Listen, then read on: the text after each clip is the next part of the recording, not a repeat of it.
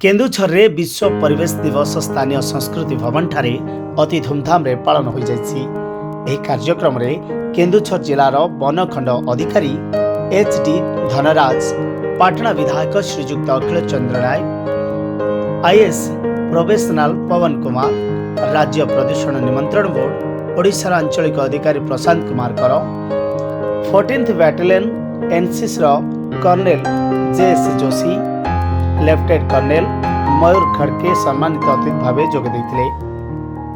प्रथमे अतिथि मानक द्वारा प्रदीप प्रज्वलन करी कार्यक्रम को आरंभ करा जायतिला।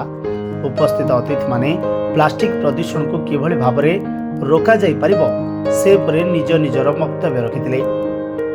वन विभाग तरफ पिला मानक मध्यरे क्विज प्रतियोगिता करा जाई कृति प्रतियोगी मानक पुरस्कृत करा जायतिला। एहा छड़ा 12 जन प्रकृति बंधु को मानपत्र और 10,000 टंकार पुरस्कार राशि प्रदान करा जायतिला।